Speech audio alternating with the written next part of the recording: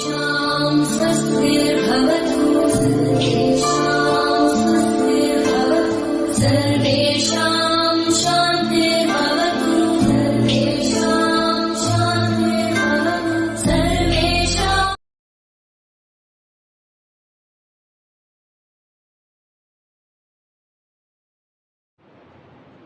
मैं मालूराम लोहार, वरिष्ठ अध्यापक सामाजिक विज्ञान, आदर्श शिक्षण संस्थान की ऑनलाइन कक्षा में मैं आप सभी भैया बहनों का हार्दिक स्वागत करता हूं, अभिनंदन करता हूं। जैसा कि हम भारतीय संविधान के बारे में पिछले दो अध्यायों में हम पढ़ चुके हैं। आज हम भारतीय संविधान के जो लक्षण हैं उनके अंतर्गत अगले दो लक्षण हैं उनके बारे में अध्ययन करेंगे। सर्वप्रथम है मौलिक अधिकार। जब हमारे स्वतंत्रता सेनानी अंग्रेजों से भारत को आज़ाद कराने के लिए संघर्ष कर रहे थे, तभी उनके ध्यान में ये कुछ मौलिक अधिकार थे और उनका ऐसा विचार था कि जब देश स्वतंत्र हो जाएगा और हम अपना संविधान बनाएंगे तो हमें इन संविधान के अंदर इन मौलिक अधिकारों को शामिल करना है। भारतीय संविधान के अंतर्गत 6 मौलिक अधिकार प्रदान किए गए। यह मौलिक अधिकार प्रत्येक भारतीय नागरिक को प्रदान है, जिसके अनुसार वह अपना जीवन यापन ठीक प्रकार से कर सकता है। पहला मौलिक अधिकार है स्वतंत्रता का अधिकार। इस अधिकार के अंतर्गत कोई भी व्यक्ति भारत देश के किसी भी स्थान पर निवास करने, यात्रा करने, अपना कोई कारोबार करने, अपना कोई व्यवसाय करने के लिए स्वतंत्र है। उस पर किसी प्रकार की राज्य यानी देश या सरकार के द्वारा कोई पाबंदी नहीं है। लेकिन व्यवसाय ऐसे हो जो सामाजिक रूप से मान्य हो और जो कानूनी रूप से वैध हो। समानता का अधिकार अर्थात कानून के समक्ष सभी व्यक्तियों को समान मानना, अर्थात कानून है वह प्रत्येक व्यक्ति के साथ समानता के साथ व्यवहार करेगा, रोजगार के समान अवसर प्रदान करेगा और सभी व्यक्तियों के साथ में समान व्यवहार किया जाएगा। लेकिन एक बात हमारे यहाँ ध्यान में आती है और बार बार पूछते भी हैं कुछ बच्चे कि भी जब समानता का अधिकार दिया गया है तो हमारे संविधान के अंतर्गत ये आरक्षण का अधिकार क्यों दिया गया है। तो मैं इसमें आपको ये बात स्पष्ट करना चाहता हूँ कि वे जब हमारे संविधान निर्माता संविधान का निर्माण कर रहे थे तब उनके ध्यान में कुछ ऐसे समुदाय, कुछ ऐसी जातियाँ थी जो समाज की मुख्य धारा से कटी हुई थी।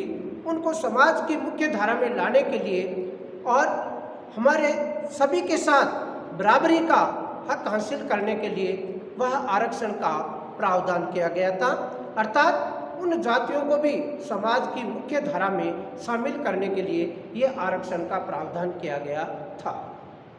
तीसरा है शिक्षा और संस्कृति का अधिकार।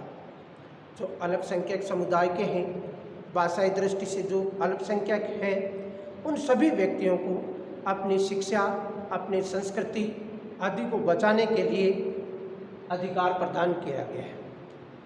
शोषण के विरुद्ध अधिकार। इस अधिकार के अंतर्गत किसी व्यक्ति से जबरदस्ती श्रम करवाना तथा 14 वर्ष से कम आयु के बच्चों को मजदूरी करवाना या खतरनाक कार्यों पर काम करवाने पर संविधान के अंदर रोक लगी हुई है। धार्मिक स्वतंत्रता, जैसा कि आगे एक लक्षण भी आएगा इसका। धार्मिक स्वतंत्रता के अंदर प्रत्येक व्यक्ति को अपनी पूजा पद्धति, अपने धर्म का प्रचार प्रसार करने की छूट प्रदान की गई है। संवैधानिक उपचारों का अधिकार। इस अधिकार के बिना इन 5 अधिकारों का कोई औचित्य नहीं था। इसी कारण से डॉक्टर अंबेडकर ने इसे संवैधानिक जो उपचारों का अधिकार है इसको संविधान की आत्मा कहा था। संवैधानिक उपचारों के अंतर्गत जब हमारे उपरोक्त अधिकारों का हनन होता है तो हम न्यायालय के माध्यम से हम हमारे अधिकारों की प्राप्ति कर सकते हैं। अर्थात कानूनी रूप से हमें इन अधिकारों के जो संरक्षण प्राप्त है वह इसी संवैधानिक उपचारों के अधिकार के अंतर्गत मिला हुआ है। अगला हमारा लक्षण है धर्मनिरपेक्षता। धर्मनिरपेक्षता का अर्थ है कि राज्य का अपना कोई धर्म नहीं होगा। धार्मिक मामलों के अंदर राज्य है कोई दखलंदाजी नहीं करेगा।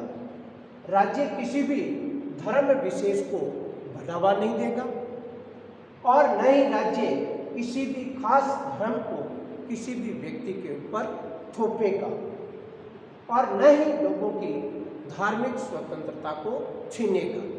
इसके साथ कुछ धार्मिक जो स्वतंत्रता के अधिकार के अंतर्गत वर्तमान समय में जो रोक लगी हुई है वो यह है कि कोई भी व्यक्ति लालच देकर, जबरदस्ती, बरगला करके आदि के आधार पर उसका धर्म परिवर्तन नहीं करवा सकता। इस धर्म परिवर्तन के ऊपर रोक लगी हुई है। ये हमारे कुछ भारतीय संविधान के लक्षण दिए हुए थे। इनके अलावा कुछ और लक्षण हैं जिनके अंतर्गत राज्य के नीति निर्देशक तत्व हैं। इन राज्य के नीति निर्देशक तत्वों के अंतर्गत राज्य को है कुछ नियम बनाए हुए हैं। इन नियमों के अंतर्गत राज्य है वह गरीब व्यक्ति या समाज के प्रत्येक व्यक्ति समावेशी विकास के लिए प्रयासरत रहेगा, जिसके लिए कुछ न्यूनतम कार्यक्रम है वो उनको पूरा करने का प्रयास करेगा। इसी के साथ में एक और लक्षण है जो हमारी पुस्तकों में नहीं आया, वह है इकहरी नागरिकता या एकल नागरिकता। भारतीय संविधान में संघवाद को बढ़ावा देने के साथ साथ में नागरिकता के तौर पर इकहरी नागरिकता को ही रखा गया है।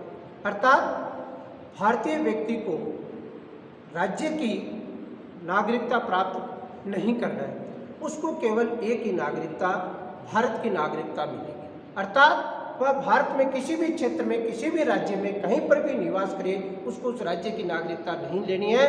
केवल और केवल वह व्यक्ति भारतीय नागरिक ही कहलाएगा। इसी के साथ में हमारा ये चैप्टर है वो समाप्त होता है। आगे हम दूसरा अध्याय पढ़ेंगे।